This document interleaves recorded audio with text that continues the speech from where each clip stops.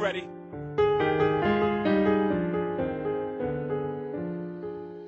Come on. Feel it coming in the air. Hear the screams from everywhere. I'm addicted to the thrill.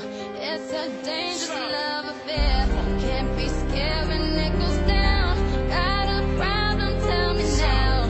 Only thing that's on my mind is who gon' run this town tonight. Dirk Nowitzki with 30,000 points. Victories within the mile. Almost there, don't give up now. Only thing that's on my mind is who gon' run this town tonight. Who gon' run this town tonight?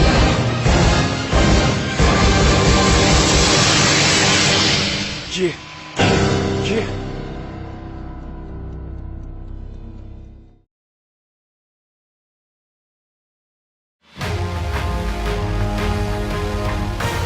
Hello everyone and welcome back to what has now become our annual Super Bowl recap. We're your host Max Danielsen. And I'm Jared Hedges. Jared, what a Super Bowl this was. A lot of people thought it was going to be close or similar to the Denver Broncos versus Seattle Seahawks Super Bowl matchup a couple years ago where it was an absolute blowout, but that was not even close to the case. Well, you know, even though based off of ratings, it's the lowest Super Bowl in the past 10 years. Yeah, since 2009. It's a drop-off, a drastic drop-off from 8 million more people watched the game last year than this year.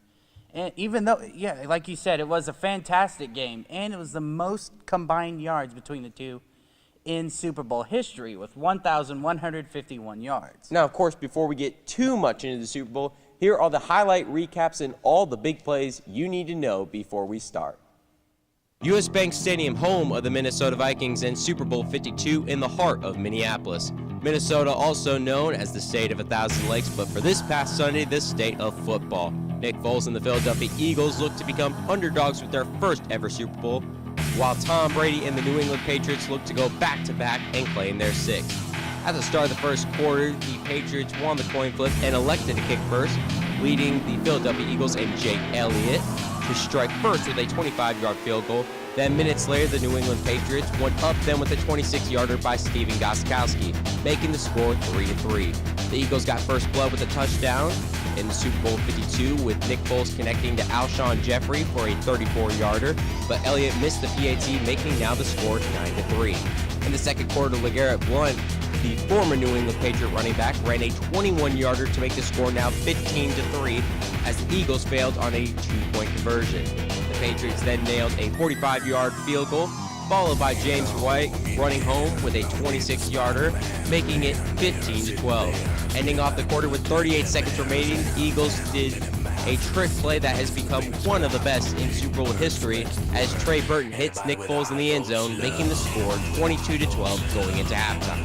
The Patriots opened up the third quarter with Tom Brady hitting Rob Gronkowski for a 5-yard touchdown pass, making the score 22-19. Nick Foles and the Eagles struck right back with a 22-yard touchdown to Corey Clement, making the score 29-19. Tom Brady relentless returns with a 26-yard touchdown to Chris Hogan, making the score now 29-26 going into the fourth quarter. After a 42-yarder from Elliott, Gronk and Brady again connect for a 4-yard touchdown, making the score 33-32 as the Patriots took the lead for the first time in the game. But Nick Foles, not giving up, connects for another touchdown, this time to Zach Ertz for an 11-yard touchdown, making it 38-33 after another failed two-point conversion. With 2:21 on the clock, Tom Brady was up to do what he does best, come back and win. But not so fast. Tom Brady got strip-sacked by Brandon Graham of the Eagles as the Eagles take possession, then nailed a 46-yard field goal from Jake Elliott.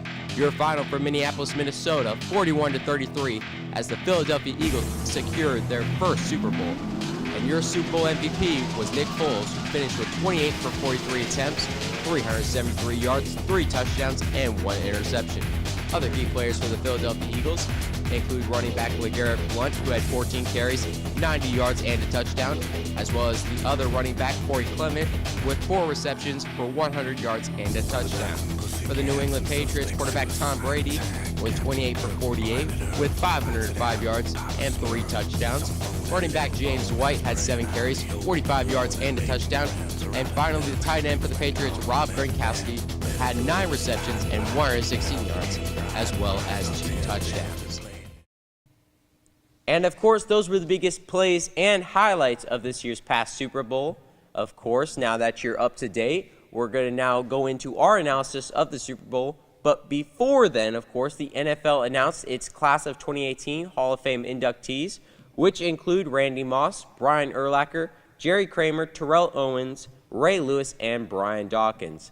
Now, of course, going into the Super Bowl, what about the Eagles and Nick Foles himself, really the true underdogs of the NFL? Well, and just going off of what you said, not only is it Nick Foles, but the Philadelphia Eagles in general in the postseason, and all the games they played leading up to the Super Bowl, they were underdogs. And keep in mind, they were the 1 seed, which means they had home games the entire playoffs to the Super Bowl. Now, of course, why were they the underdog? That's what probably not many people know. Well, and then Nick Foles, he's not their starting quarterback. That would be Carson Wentz. And Carson Wentz went down, I think it was week 14 or 15 in the regular season. And Nick Foles had to step in. And, he I don't know, going off of with Nick Foles, I don't know would you trade him if you're the Eagles? I mean, it really all depends on what the teams are going to give them. But at this point, I think he's a great backup. And probably after this, a lot of teams are going to want him. But the real question is, will this turn into another Brock Osweiler? Of course, we all remember with the Broncos. Do you think that'll happen? No, I don't think so. The only reason is because Brock Osweiler was much younger than Nick Foles is. That's true, and Nick Foles has had way more NFL experience. Nick Foles, before he was on the Eagles, he was the backup for the Kansas City Chiefs. And then before that, he also was the starting quarterback of the Philadelphia Eagles. And don't forget, he got cut from the Chiefs as a backup and going then to a Super Bowl MVP.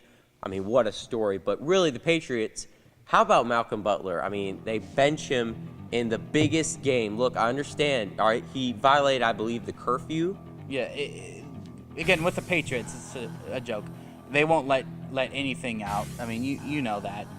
Now, of course, I'm pretty sure Belichick wanted, of course, Malcolm Butler to play, but management, sometimes they're not going to let it. If it's a rule, it's a rule, no matter who you are.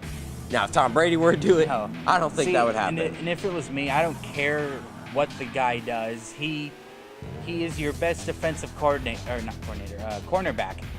He needs to be playing. And I felt like the game could have been a little bit different if Malcolm Butler was playing. And, of course, I'm glad you mentioned that. The game could have been a lot different if it weren't for those botched 3 PATs. And I believe, was one a field goal or were they all PATs? I'm not 100% sure, but especially one of them I could give was a big botch. Is, those balls, I guess, are slick.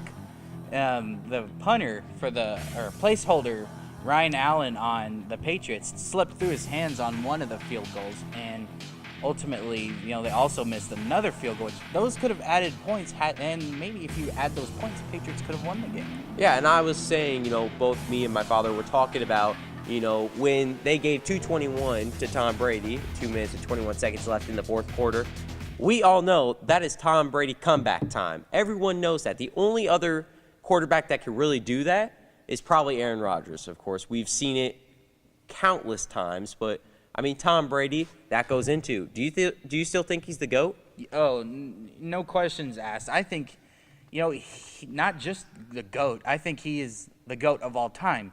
That's what the GOAT means. That's what greatest of all time stands for. I know that. But, I mean, he's the best quarterback of all time, and I think you could make a case for him being the best player. That's where I was trying to get to go. Oh, okay. I gotcha. Yeah, I just think, he's so close to breaking every record. And even so, he broke it. Yeah, he broke his own record in the playoffs. And they look like the Patriots might be on the downhill for them. They lost Matt Patricia, defensive coordinator. He's now the head coach of the Lions. Now, of course, going on to 2 more of the biggest plays really in the Super Bowl. How about that Eagles flea flicker play? I mean, that fooled almost everybody. Everyone. And the broadcasting booth, too. Nick Foles went off to the side, of course. It'll be showing right now what we're talking about. Made an audible. And then, I'm trying to find the guy's name. Trey Burton is the guy that Trey Burton, thank you. He threw the ball to Nick Foles, got a touchdown. I mean, what a play more so. No, that could probably go down It's as a one of the gutsy call, just kind of like with what the Colts did against the Saints, doing an onside kick to start the half. It's a gutsy call by head coach Doug Peterson. Now, It's a of great course, call. like you're saying, gutsy calls. The Eagles, I believe, they missed two 2-point conversions, one at the very end of the game, which gave room, I guess you could just say, the Patriots just to drive down the field and then get a touchdown. Ultimately, the Patriots did come back, but the Eagles had enough time to score. Like the Patriots eventually came back and were leading. I think it was 33-32, and Philadelphia ended up winning. And then, of course, the other big play, the strip sack on Tom Brady with it was by Brandon Graham. I mean, what a huge play. I think that would have been the turning tide, really, when everyone's saying, oh my, Patriots